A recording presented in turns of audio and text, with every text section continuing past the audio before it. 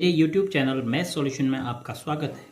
यदि आपने अभी तक चैनल को सब्सक्राइब नहीं किया है तो प्लीज़ चैनल को सब्सक्राइब कर बेल आइकन का बटन जरूर प्रेस कर लें, जिससे कि गणित के किसी भी प्रश्न पर बनने वाली वीडियो अपलोड होते ही नोटिफिकेशन के द्वारा आप तक शीघ्र पहुंच जाए।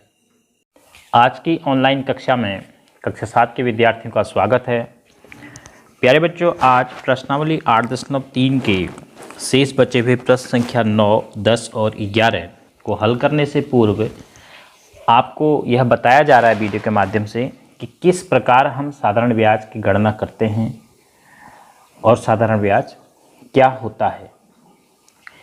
तो जब भी कोई व्यक्ति, माना एक व्यक्ति ए अपने धन को किसी व्यक्ति बी या किसी संस्था के पास जमा करता है, तो उसे कुछ समय बाद बी व्यक्ति या सी संस्था के द्वारा ए के द्वारा जमा किए गए धन से कुछ अतिरिक्त धन लौटाया जाता है। मतलब कि माना व्यक्ति ने 2000 रुपये जमा किया और 2 वर्ष पश्चात बी ने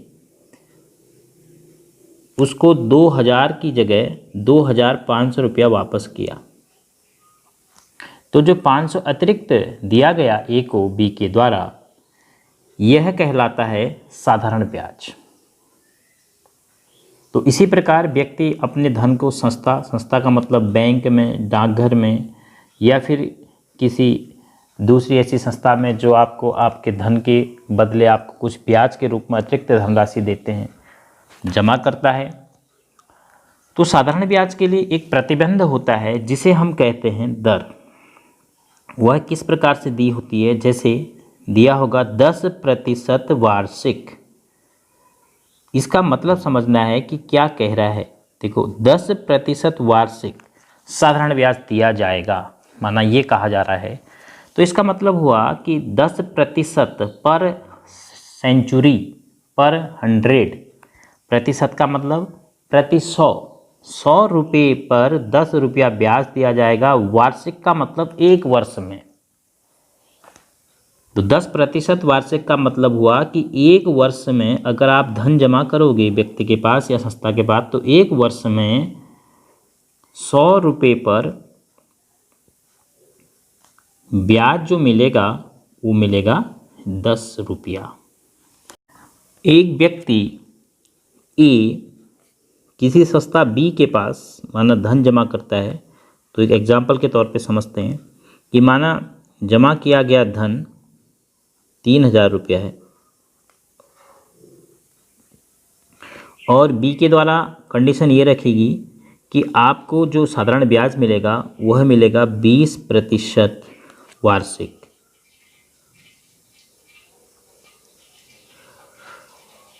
और अब हमें बताना है कि 3 वर्ष पश्चात बी के द्वारा ए को कितना धन लौटाया जाएगा। तो देखिए, व्यक्ति ने 3000 रुपये जमा किए हैं और जबकि 100 रुपये पर 20 रुपया एक वर्ष में मिल रहा है, तो 100 पर एक वर्ष का ब्याज, 100 पर एक वर्ष में कितना ब्याज मिलेगा, इसी से पता चल जा रहा है दर से 20 रुपया। तो हम पहले ज्ञात कर लेते हैं कि 1 रुपये पर एक वर्ष का ब्याज कितना होगा। वो हो जाएगा 20/100।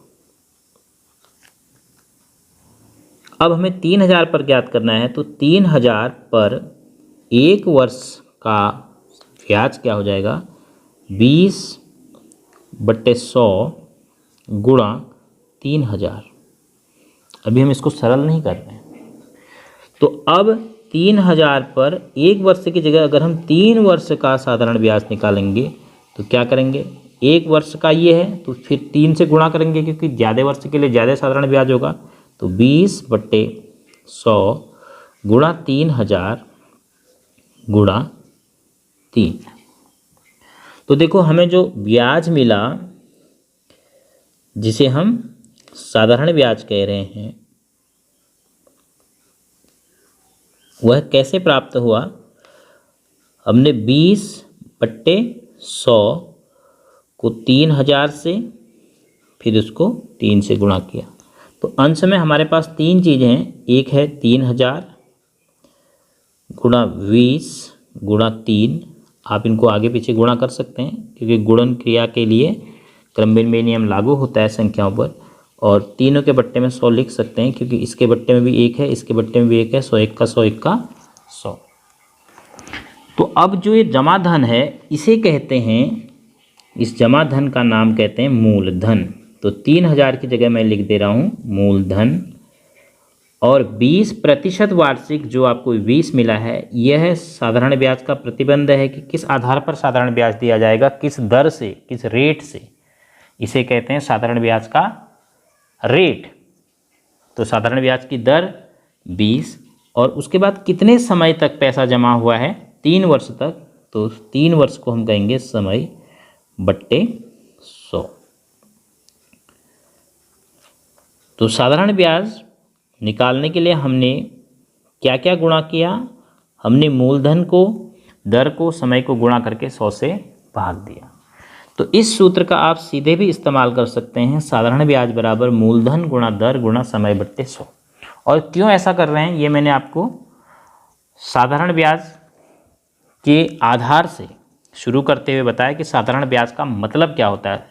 20% वार्षिक का मतलब क्या होता है कि 100 पर 20 रुपया मिलेगा 1 वर्ष के लिए। तो 3000 पर 1 वर्ष के लिए इतना साधारण ब्याज मिलेगा। तो 3 वर्ष के लिए इसी धनराशि पर कितना साधारण ब्याज मिल जाएगा, 20/100 गुणा 3000 गुणा 3।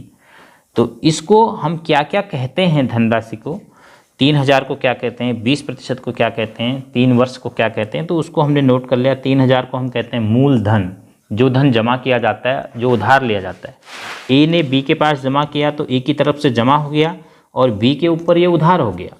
तो गुणा दर, जो साधारण ब्याज निकालने का रेट है कि साधारण ब्याज किस आधार पर निकाला जाएगा, 20 रुपया 1 वर्ष का 100 रुपये पर, और गुणा समय, कितने वर्ष के लिए वो जमा है। तो हमने राशियों की जगह नाम लिख दिया, 3000 की जगह मूलधन, 20 की जगह दर, 3 की जगह समय बट्टे 100। तो हमें इस प्रकार सूत्र प्राप्त हो गया, साधारण ब्याज बराबर मूलधन गुणा दर गुणा समय बट्टे 100। अब जो ये साधारण ब्याज है, यदि इसको मूलधन में जोड़ दिया जाएगा, मूलधन तो जमा धन हो गया जो दिया गया है, उसमें साधारण ब्याज जितना प्राप्त हुआ है उसको भी हम जोड़ देंगे, तो इस धन का नाम कहेंगे मिश्र धन। इस धन का नाम कहेंगे मिश्र धन। मिश्र शब्द का मतलब मिश्रित है। और मिश्र धन क्यों कह रहे हैं, देखो, क्योंकि इस धन में ए का भी धन है और बी भी अपनी तरफ से कुछ धन दे रहा है। तो ये जो धन मिला है बाद में 3 वर्ष के बाद, उसमें एक तो मूलधन जो ए के द्वारा जमा किया गया था वह शामिल है, दूसरा बी ने अपनी तरफ से जो एडिशनल दिया है वह शामिल है। तो इसलिए मूलधन और ब्याज के योग को मिश्र धन कह रहे हैं, क्योंकि इसमें दोनों लोगों का धन जुड़ा हुआ है, यानी ये मिश्रण है 2 धनों का। तो इस प्रकार आप मिश्र धन को समझ सकते हैं। तो जब भी हमें मिश्र धन ज्ञात करना होगा तो सबसे पहले हमें साधारण ब्याज ही निकालना होगा, क्योंकि साधारण ब्याज निकालने के बाद हम मूलधन में जोड़कर मिश्र धन प्राप्त करते हैं।